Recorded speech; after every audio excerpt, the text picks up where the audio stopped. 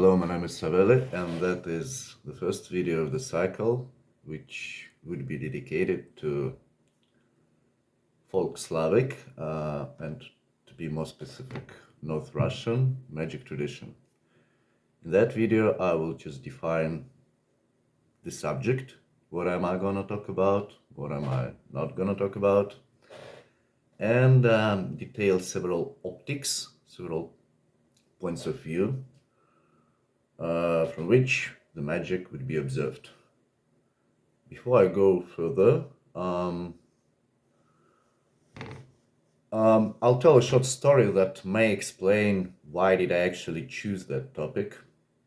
Once we were sitting in a bar, there were lots of people from different countries, from USA, Australia, Europe,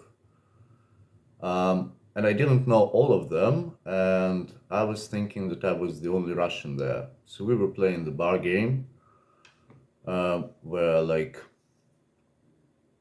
one by one people ask questions. Have you ever been doing something? And the person who have done something just drinks silently. And one person asked, have you ever practiced magic? So take my glass and drink. And I see that everybody else doesn't drink except one girl. And at that moment, immediately I understood that she was Russian as well. I didn't know that before because she lived abroad for a long time and we didn't make an acquaintance. But at that moment, that was obvious. So what does this story show? This story shows us an interesting example. Like, the only two Russians in a big group of people have been practicing magic. And at the same time, none of the people from other countries have been practicing magic. That's interesting, and that shows us that magic is still alive in our cognition, in our culture. And while it's alive, it would be interesting to acknowledge it, understand, or maybe even practice.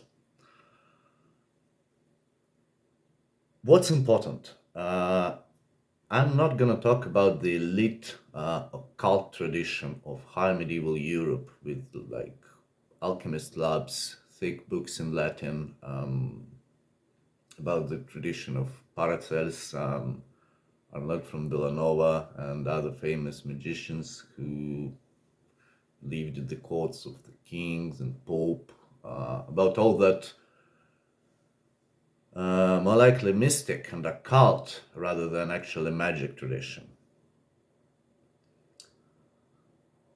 No, the subject of our talk is something not just different, but even opposite, because from the class-based perspective, that's not ridiculous, that's important point of view. Magic of elites and the traditional folk archaic magic of the oppressed are very different things. And of course, I'm not going to talk about the New Age, the Wicca, and all the stuff that grows popular in the West. No, the subject of that conversation is folk archaic magic, which grows from the roots, which was mostly lost in Europe and definitely lost in USA, but is still alive in Russia, Ukraine, Belarus, probably Balkan countries, Slavic world. And while it is alive, it would be great to get some knowledge of it. Before I go further, a few definitions. Bronislav Malinovsky, a prominent anthropologist, ethnographer, and culturologist, defines magic as a phenomena which demonstrates the power of language, as every language possesses a magic function. That is very clear and very precise, and I generally agree with him. I think he catched the point here. So the next definition belongs to George Fraser. He's like a big thing in British science, but he may seem a bit outdated. George Fraser is like the classical positive scientist. His view is the view from the end of 19th, beginning of the 20th century. So anyway, George Fraser says that the psychological basis of magic is the association of ideas between which there is no real connection. And he continues, this association is based on two delusions. First, the desired result can be achieved by imitating it.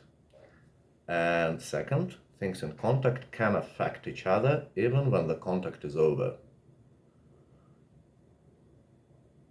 No matter if he's right or wrong,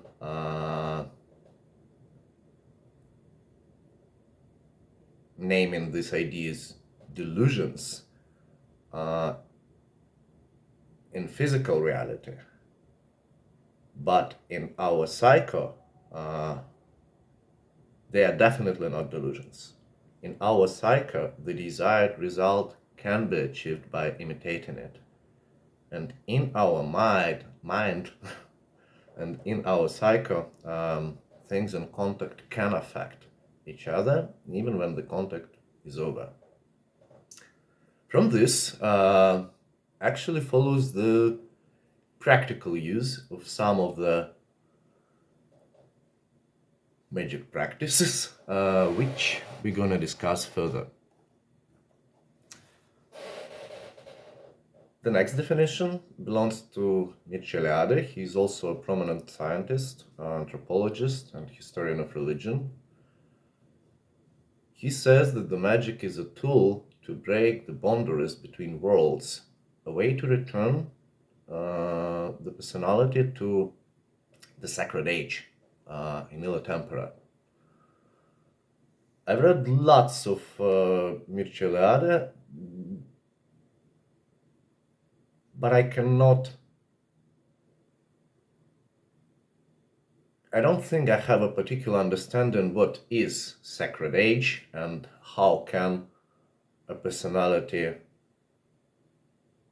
return to that age. But I also think that there is some sense in that view. I feel that there is some sense in that view, but I just do not understand it completely. So, if the previous three definitions were the view from people of science, the next one belongs to Jean Genet, who was a French author and a criminal. And I think both these social roles that he possessed are important. So Jean Genet defines magic as a deliberate predisposition, intuitive harmony with nature.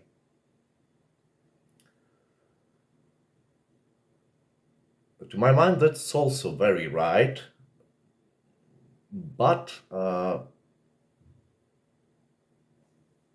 probably that, but what does it mean? What does he understand when he says intuitive harmony with nature and deliberate predisposition? I think that he talks about wholeness, he talks about integrity, and that's absolutely clear, and that's not the sophisticated intellectual game of some modernist philosopher or modernist writer. No, that's exactly what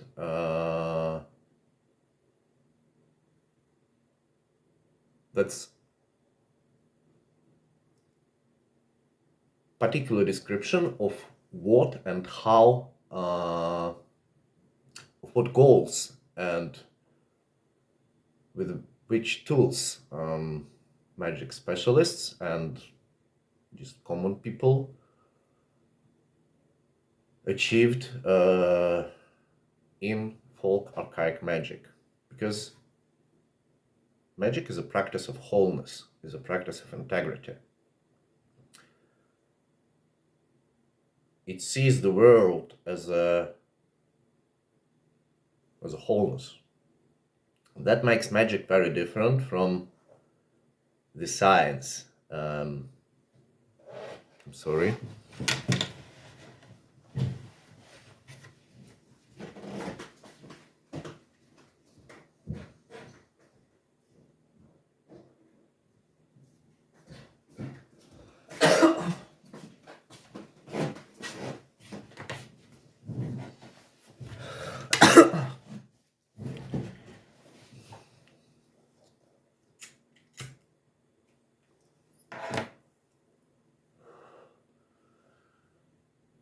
Because modern positive science choose its main tool, its main weapon, analysis. It means that if we want to understand something, we should first separate something into parts and understand each part particularly. Then, this way, we should understand the wholeness. Well, actually, like the word analysis is based on Greek word, which means cutting. That obviously works. We live in the world which is mostly created by science, but it's often forgotten that wholeness is bigger than the sum of its parts. Well, and the magic offers absolutely opposite view. It sees everything as part of one wholeness, one integrity. A human, in that view, is not a separate biological body or separate cycle or even like conscious and underconscious, but as a node in the net of system of relationships and connections which go in time and space, from living to dead, from dead to living, which connects person with like animal world, nature, social world, things, everything. Man is not something separated and independent from it, but actual part of it, which is connected with everything. So if from the scientific based perspective, if we want to understand man, human, we should first cut all that connections, then cut the human being to like body, psycho, social behavior, like I don't know, anything, economical aspects. Magic, it doesn't actually study, okay, magic works with a human being, not by with something separate, but like with that node. So if we want to work with a human, we just shift that node on that complicated net of the connections. And one of that ropes the node of which a human being is time. And therefore, magic is the practice of understanding time, measuring it, and living in it properly. There is a good quote of Shakespeare, and there is a good story by Russian peasant woman, which may show us what do I mean. First, the quote of Shakespeare. There is a tide in the affairs of man, which, taken at the flood, leads on to fortune. And the story of a Russian peasant woman.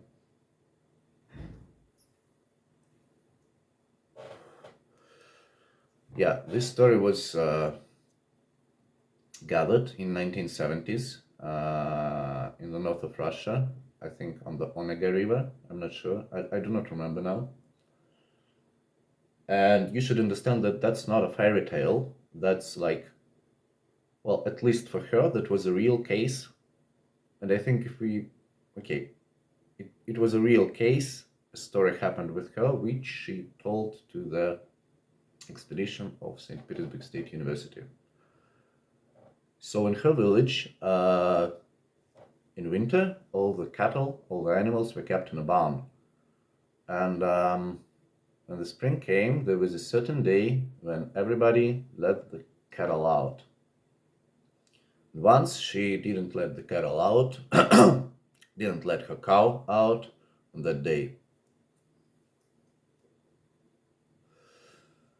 So the next day she opened the barn, but the cow didn't go out. What could she do? First of all, why? Because there is a tide in the affairs of man. Everything should be done in proper time. And only if you do things in right time, you can achieve the success. Because if you would do it later, or if you would do it earlier, with all the hard work, with all the will, you would not achieve the same result as if you would done it in proper time. So what could she do? Without injuring the animal, even with a bunch of big guys, you cannot pull the cow out of the barn. So this woman went to the fields and went to the border between the fields and the forest. So she bowed and asked. This is not an accurate quote now, but I give you the sense. Grandpa and grandma, with all of your little children, please let my cow go out. Protect her from the predators of the forest. Protect her from the evil people. Help me.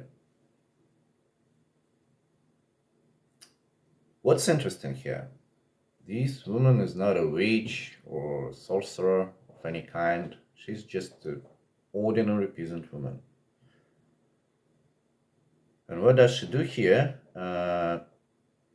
If we look closer, is not an actual magic action, because she doesn't do anything by herself. She just apply to the external powers. In that case, to the Liashi, who is the we would say supernatural being of the forest. But in Russian culture, Leshy is also often a protector of the cattle. So we see that this type of action, the appliance to the external powers, was the common knowledge and the common practice.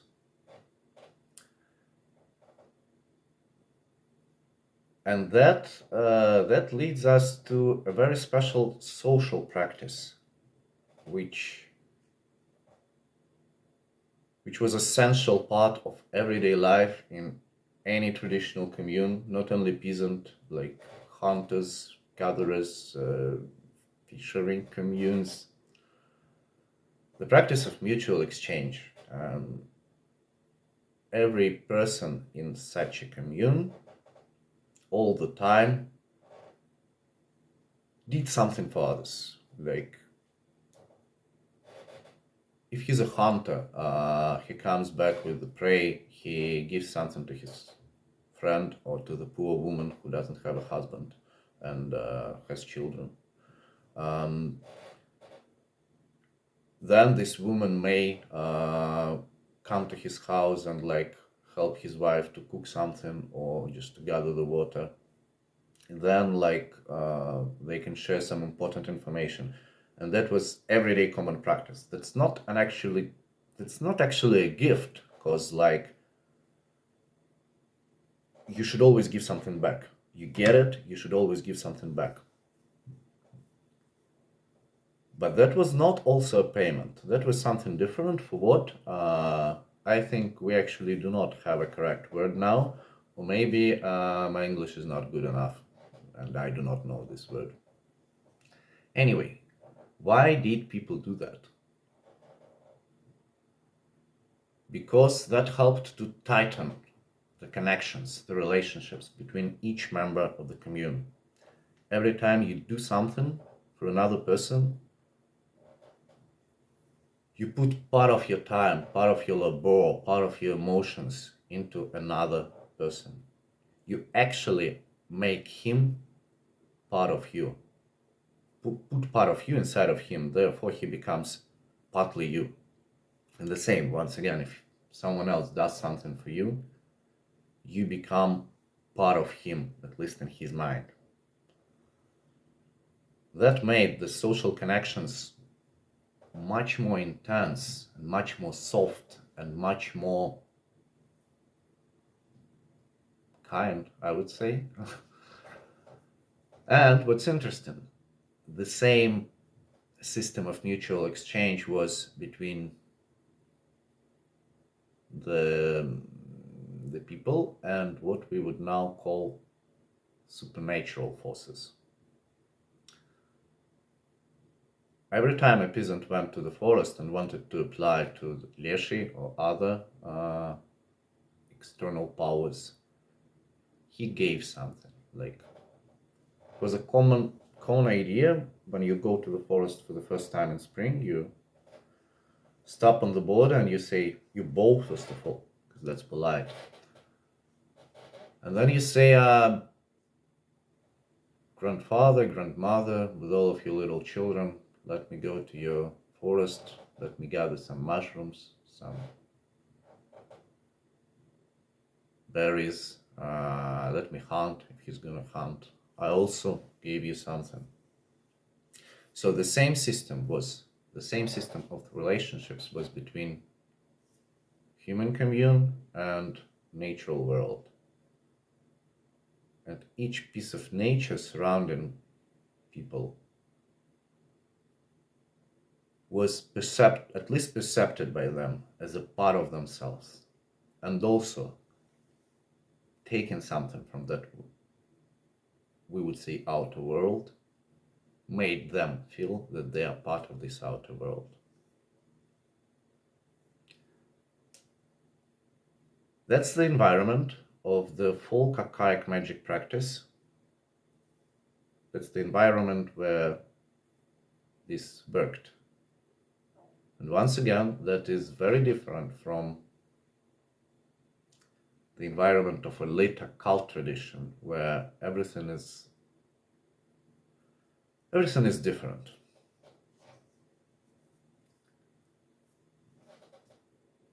What's actually interesting, such kind of folk magic practices was prohibited, well, for most part of the human history. It's often thought that Christian church was the first one to prohibit magic. No, that's not true. In fact, Christianity, for the most part of its history, defined magic as a superstition. There was, of course, difference between East Church and West Church, but still. And therefore, as from their point of view, magic was just superstition, they didn't really care about it. Much more did they care about heretics. But the official pagan religion of the antique world, am I pronouncing that right? I'm not sure. Antique world, I mean the world of ancient world, okay, of ancient Greece and Rome and earlier periods, had a very different attention. They saw the magic as an actual thing and prohibited it as an actual danger to the elites. But if there are any Marxists listening to me now, they will now understand what's going on. What was the magic that was prohibited by the ancient pagan religion? It was the same thing as the pagan religion, but if some practices were done by the priests in the temples on behalf of rich citizens, for example, in ancient Greece, or tsars in ancient East world, this was not magic, of course. This was not prohibited, and this was a very good thing. But if the same practices were done by some peasant or some slave, that of course was witchcraft, that was crime, and that was punished. And the punishment was rather harsh. In Rome, in the laws of the 12 tablets, witchcraft and sorcery were seen as the major crime. They were punished just as the poisoning. And, well, first of all, it's interesting that they took it seriously. We should understand that these people were rational. There already was rather complicated philosophy. There already was Plato, there already was Aristotle and others. There already was very rational way of thinking. Lots of people didn't actually believe in gods, but they still took magic seriously. So maybe at least we should not now see the attention as a complete nonsense, complete just superstitious nonsense. If that was a nonsense, that elites of the pagan world, I'm quite sure they would say, okay, let these dirty peasants, let these dirty slaves curse us. That they will curse us and they will continue working. It is better than if they would start a riot. But they prefer to punish such things. And in ancient Rome, if one slave was caught cursing, all the slaves of this place, of this owner, were killed. That's also a very huge economic loss, expense for the owner, but they did it. So, a small example. What were these curses? From ancient Greece, we know such thing as lead tablets with curses. But when the Rome flourished and started having hundreds of thousands of slaves on big latifund farms, number of these lead tablets just burst. Archaeologists find hundreds of thousands of them. And how did slaves do that? They made a lead tablet where there was written the name of their enemy. Often there was written the name of his body part or his organ, which should be injured. And they bury this tablet in the ground with some blood and some rituals. And that was actually the weapon of the proletariat of that time. And both elites and proletariat took this weapon seriously. This smoothly goes to second type of magic actions. The first type is the appliance to the external powers. The second type is self-contained magic actions. That was not the common knowledge in most cases, and not everybody knew could do that and knew how to do that. And that's actually two stages which go exactly in that order. First, you get the ability, then you know how to use that ability. Now, usually we see them in other order. First, you get the knowledge, then you get the practice, then you get the ability. The magic works very different. And okay, I think we can pause here and I will continue later.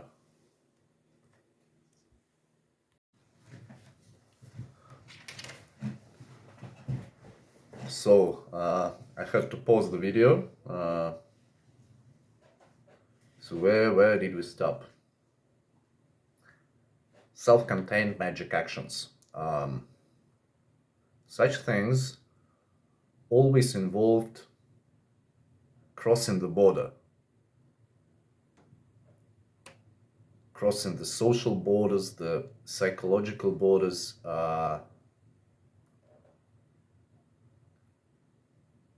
coming to the new space. But what was that space? How did people achieve that space? There are a few examples. Married Russian women, peasant Russian women, always covered their heads. In any situation, their hair should be covered. But if such a woman was not just an ordinary peasant, if she knew something about magic, if she could do something herself without applying to the external forces, before doing such things, she could uncover her head. What does it mean? What does she do? She changes herself, but as from the magic perspective, she's seen as the part of the world by changing herself. She changes the world around her. By moving, she changes the point of view, and therefore she enters some other place. That's not a symbol of transformation, as scientists, culturologists probably would say that uncovering a head is a symbol of releasing the sacred powers in our hair. Yeah, maybe, but that's not a symbol of it. That's an actual action. Because actually, the traditional understanding, in the traditional magic cognition, there is no difference between symbol and symbolized. Like we already said, the desired result can be achieved by imitating it, and is actually the imitation. Another recommendation: to go through the village in the morning without saying hello to anybody. That's absolutely untypical behavior. And maybe now for us it may seem easy, but try to go to your office or to enter the Zoom meeting if you work online, and just do not say anything. You do everything as usually, but you do not say hello to people. You will see, you will feel that something changed, something goes in a different way. And by changing such a little detail in your own behavior, you change the world around you. You will feel that something is different. Everything is different. What's interesting here is that from the psychological perspective, can be that can be understood and explained. There is such thing as perception patterns. We do not actually perceive the world that surrounds us.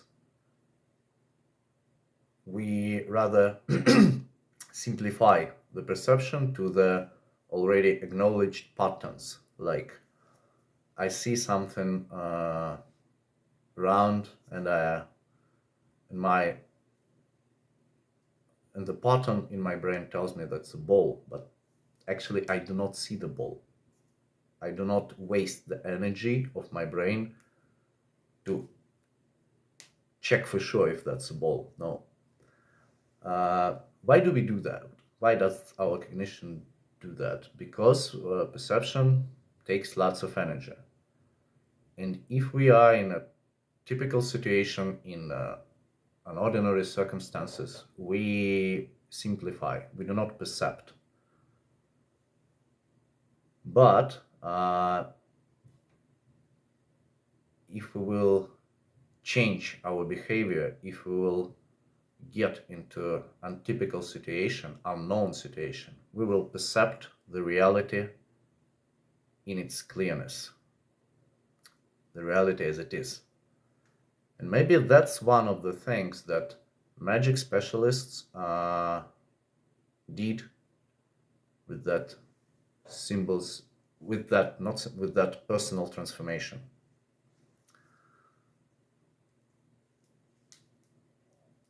What actually did they do after that? What results could they achieve? That would be in the next video. So that's it for today. Hope that was interesting.